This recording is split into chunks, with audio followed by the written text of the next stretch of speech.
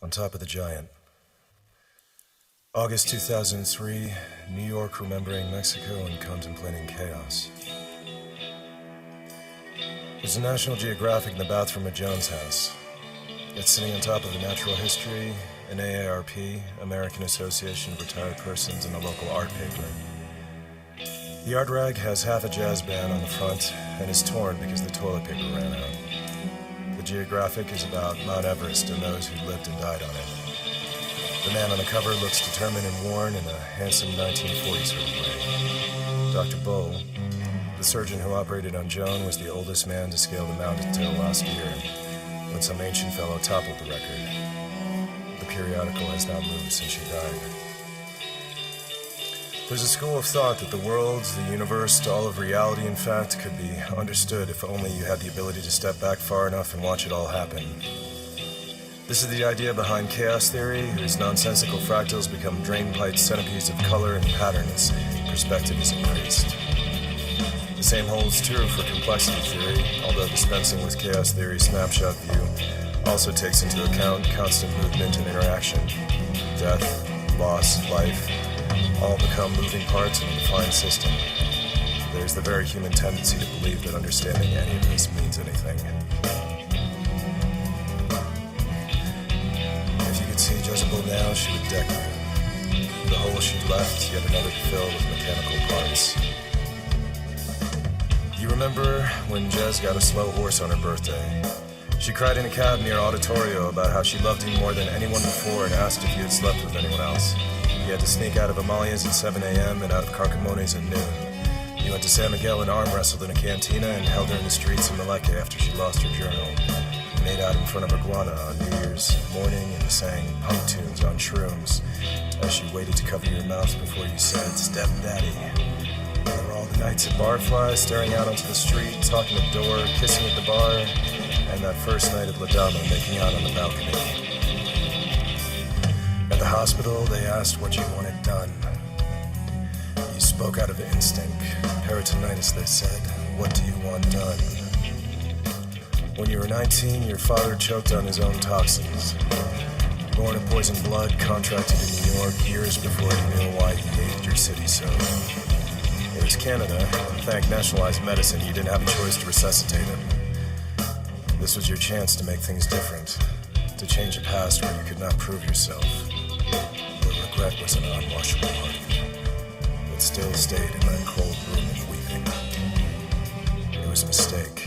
You knew it seconds after they revived her, but there is no other way to live with yourself.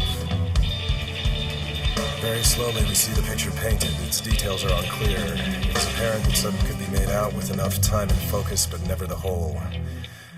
We know many have spent lifetimes trying just to see the image.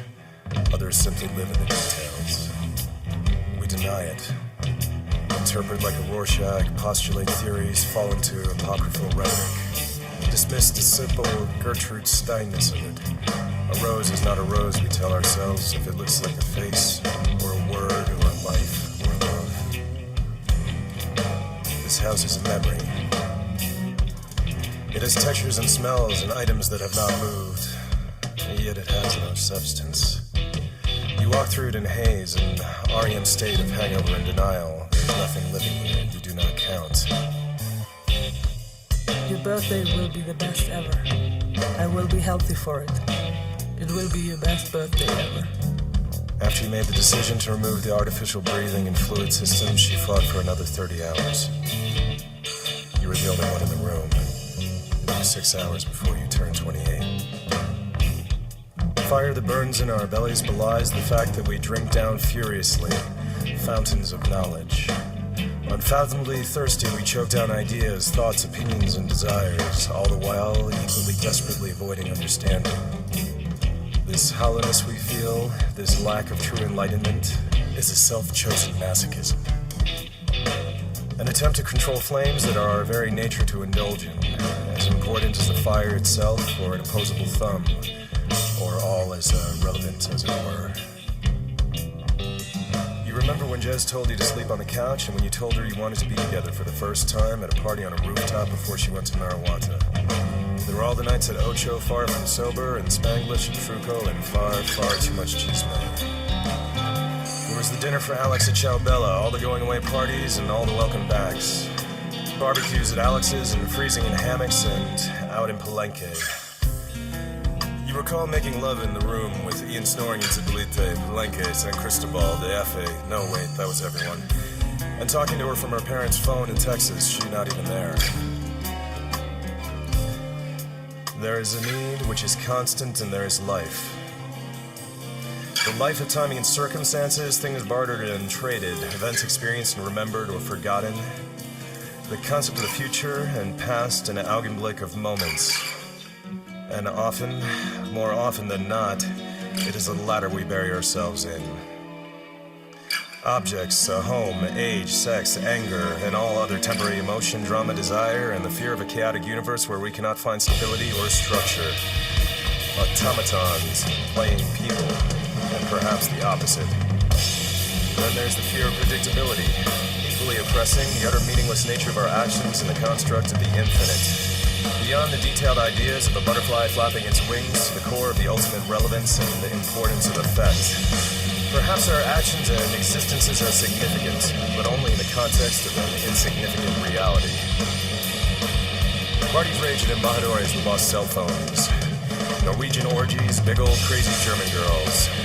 Her, you, crazy German girl, bad girl Brit, and Canadian effort boy in her bed, and bi-curious Canadians trying to get you both.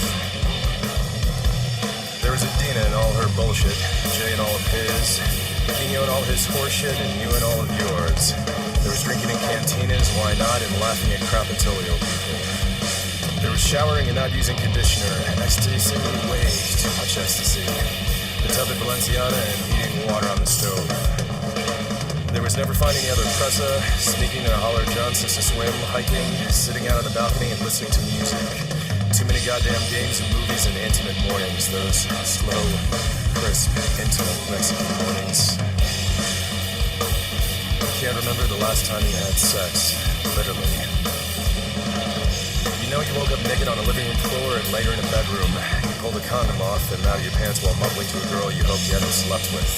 A girl in Seattle keeps sending you distraught emails when other plans to visit with her new boyfriend in a month.